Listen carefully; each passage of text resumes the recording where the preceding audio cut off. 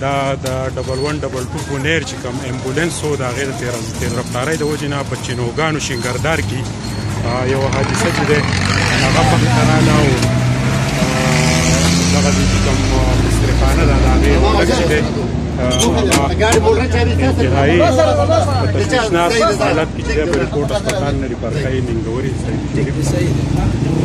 دا امبولانس چې دی دا هم د 1122 د بونیرو دی وایي خالي و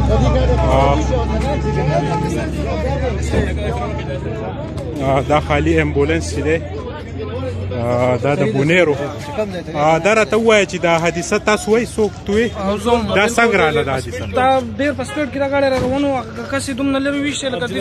هغه باټا دوکان نه یې په هغه رامنې شوی ګاډی او دا خالي و خالي بالکل خالي بالکل چې دا امبولانس دی دا د بونیر دی دا 1122 امبولانس چې دا په تیز رفتارۍ باعث په چینوګانو شینګردار کې مصرخانې دي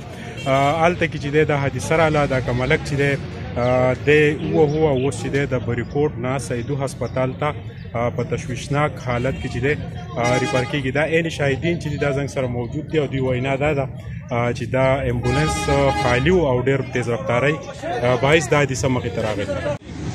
بالکل جی یو افسوسناکه واقعه د بریکوټ شینګردار په مقام رااله چې د 1122 د بونیر سټیشن یو خالي امبولانس و د تیز رفتارۍ باعث چې دی په چینوګانو شینګردار کې مسترخانې چې کومې دي د هغې یو مکینک چې دی هغه د دې په ټکر کې راغلی او د دې په ضد کې راغلی او چې ډېر شدید زخمي دی تشویشناک حالت کې چې دی سید شریف ته چې دی هغه ریفر کړی شو او ویل کېږي دا جبهه چې ده هم د دا واقع چې دی په جي پي روډ باندې راغله د بریکوټ سټیشن